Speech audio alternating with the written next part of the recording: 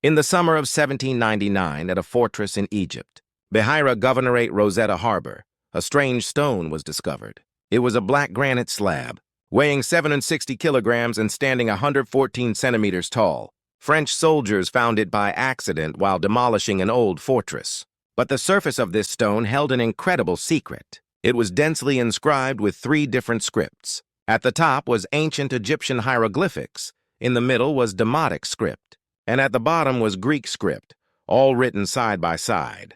The scholars accompanying Napoleon's expedition immediately recognized the stone's importance. If the same content was recorded in 3 scripts, couldn't they decipher the unknown hieroglyphics using the already known Greek script? But who created this stone? Why was the same content inscribed in 3 different scripts? And what message did this stone contain? At the time of discovery, the soldiers had no idea. This stone would become the key to unlocking human history. It appeared to be just an old stone slab covered with strange symbols. But from this moment, secrets that had slept for 3,000 years began to slowly awaken. The stone measured 112 centimeters at its highest point, 75 centimeters wide, and 28 centimeters thick. Its dark color came from granodiorite, a type of igneous rock similar to granite. The stone was incomplete, broken at the top and along the right side.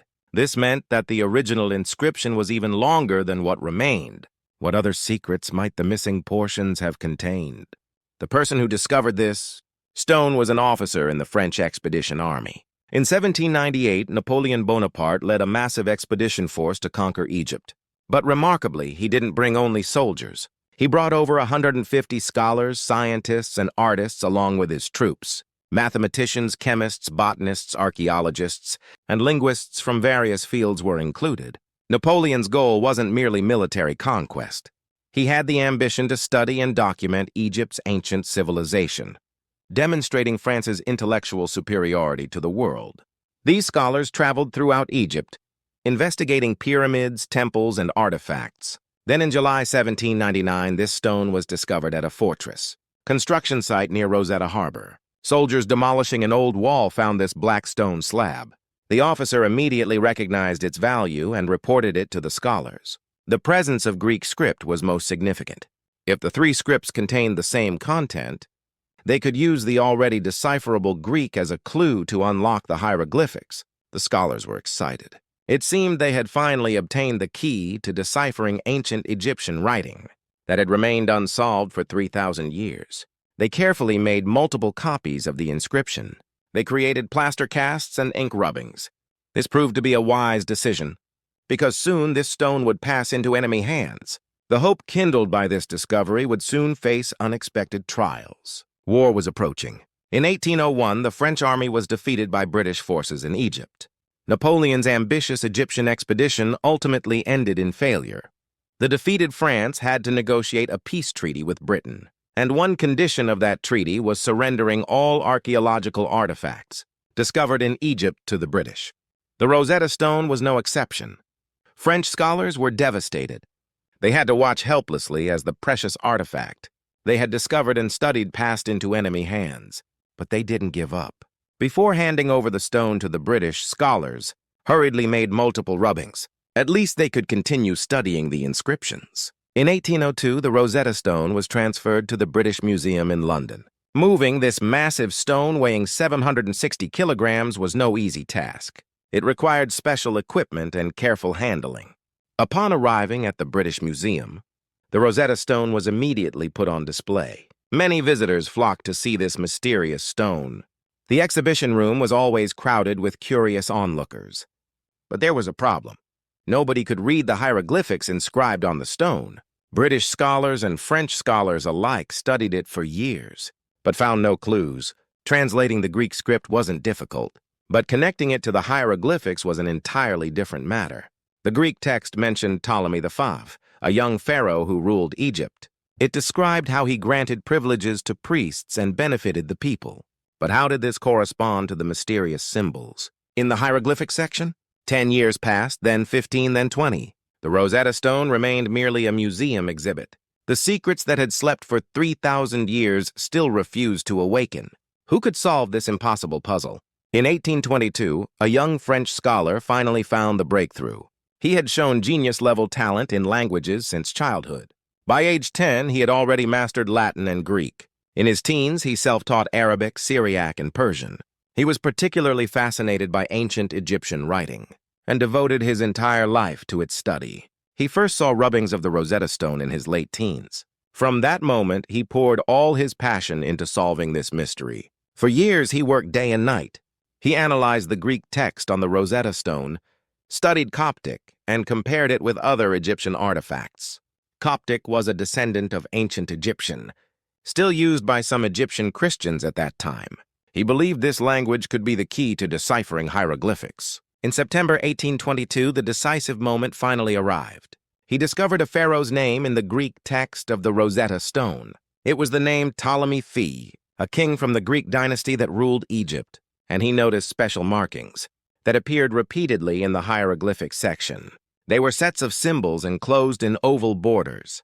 This was the cartouche, a special marking ancient Egyptians used to indicate royal names. He analyzed each symbol within this cartouche one by one, and he realized something groundbreaking. These symbols represented sounds. The P sound, the T sound, the O sound, the L sound.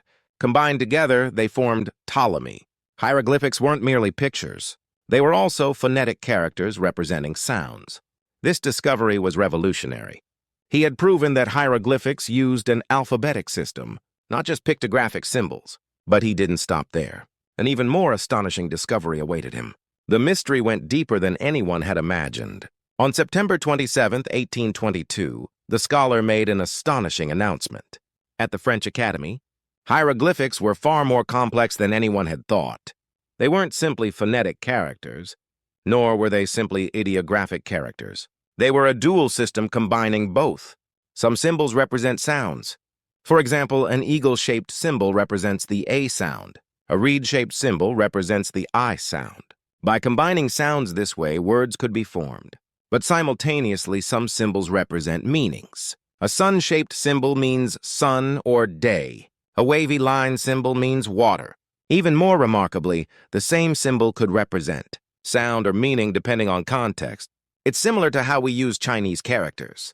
The character for water can represent the sound sui or the meaning water. Ancient Egyptians used their writing system in a similar way. Furthermore, they added special determinative symbols at the end of sentences. These symbols made no sound but indicated the category of the preceding word.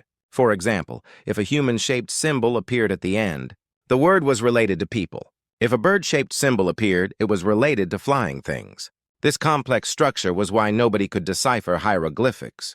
For 3,000 years, people thought hieroglyphics simply represented meanings through pictures. But in reality, it was a sophisticated system where sound, meaning, and grammatical markers were all interwoven. With this discovery, the voice of ancient Egypt, silent for 3,000 years, finally began to revive.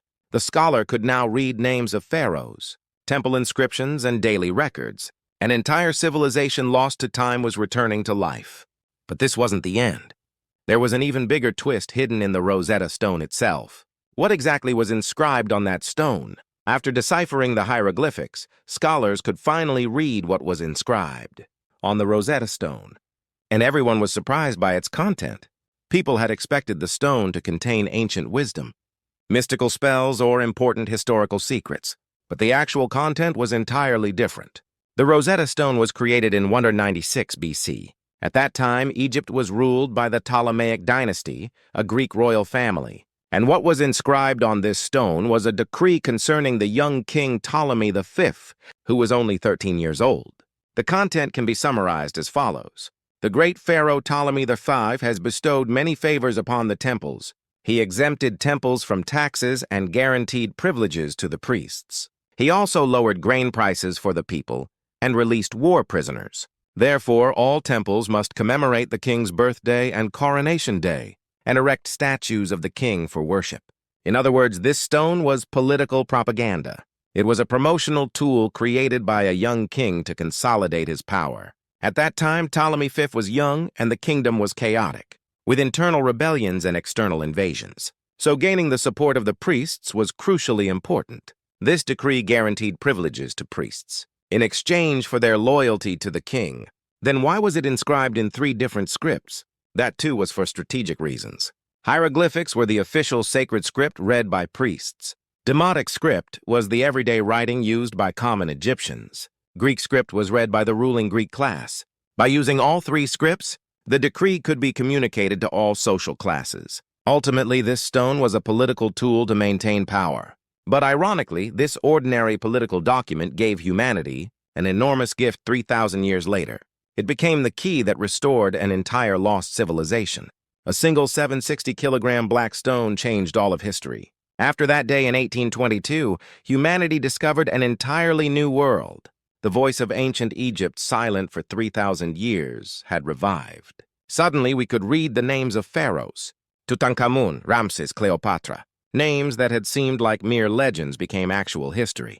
We could read prayers inscribed on temple walls. We learned which gods ancient Egyptians worshipped and what rituals they performed. Daily records written on papyrus also began to be deciphered. Merchants' transaction records, farmers' complaints, lovers' letters. The lives of people from 3,000 years ago came vividly back to life. We learned that they too were ordinary people who loved, laughed, grieved, and dreamed just like us. Pyramids and temples were no longer merely mysterious structures. They became places with concrete histories and stories. We could learn why each pharaoh built them, how many people were mobilized, and what technologies were used. Ancient Egyptian civilization was no longer shrouded in mystery. It became actual history that could be studied and understood. And all of this was made possible by a single 760-kilogram black stone. The Rosetta Stone wasn't just a stone, it was a bridge across time, a medium connecting people from 3,000 years ago with modern humans. Even now, Egypt Beheira Governorate. Rosetta Harbor has a commemorative marker for this discovery. And at the British Museum in London, over 6 million people visit annually to see this stone. Of course, Egypt demands the return of this stone. It is their national heritage, after all. But regardless of the controversy, the gift this stone gave to humanity is eternal. It restored a civilization that had been lost. What other secrets might this stone reveal in the future? Many hieroglyphics still remain undeciphered. Through the door opened by the Rosetta Stone, we continue to explore the secrets of ancient Egypt, and someday, all secrets will be revealed.